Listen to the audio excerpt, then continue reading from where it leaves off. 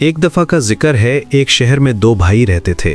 दोनों भाइयों के घर आमने सामने थे और एक भाई पैसे वाला था क्योंकि उसने अपने बाप की जायदाद से उसको छोटे भाई को हिस्सा बिल्कुल तीसरे हिस्सा दिया था। 2 हिस्से अपने लिए रखा। उसने अपने घर बनाया, कारोबार बनाया। छोटे भाई ने बड़ा भाई कारोबार करता, अपने बच्चों को अच्छा खासा खिलाता पिलाता और अपने पैसे को महफूज करके रखा हुआ था। छोटे भाई का ख्याल नहीं रखता था।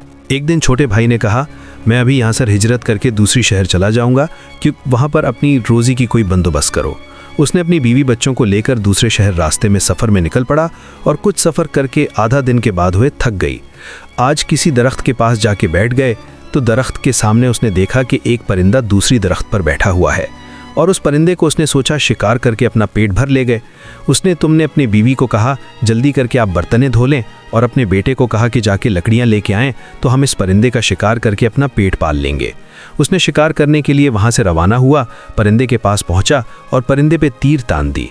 तो उसने तानने के बाद परिंदे ने कहा, आप मुझे क्यों मारना चाहते हो? बोला, मैं अपने पेट भरना चाहता हूँ क्योंकि हम भूखे हैं।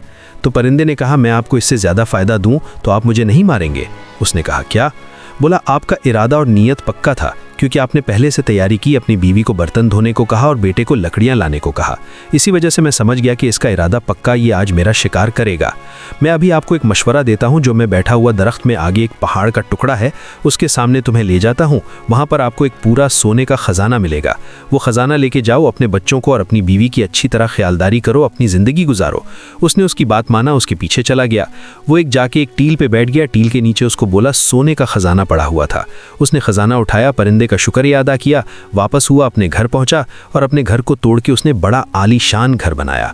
जब उसके भाई ने वो एक घर बनाते हुए देखा तो उससे पूछा कि भाई, उसके भाई ने उसके दौलत देखकर और उसके घर बनाते हुए देखकर वो बड़ा लालच में आया। उसने भाई के आपके पास बैठ गया, उसको मिन्नतें समाज दे करने लगा क्योंकि उसको पहाड़ का, आप मुझे बताएं कि आपने ये दुनिया कहाँ से लाई है।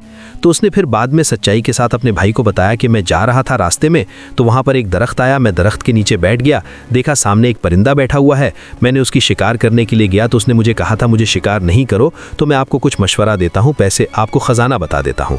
फिर मैंने उसको ख़जाना बताया। मैंने उसी जगह पर जाके खुदाई करके ख़जाना निकाला और उससे मुझे बड़े ज़्यादा ख़जाना मिल गया। मैं अपने घर बनाया और अपना कारोबार बना रहा हूँ।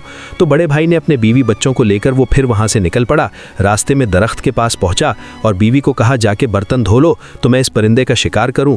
तो बीवी ने कहा, पहले जाके तुम शिकार करे आओ, फिर मैं बर्तन दूंगा, क्योंकि आप शिकार ना कर सको, मैं खामखा क्यों मेहनत करूं।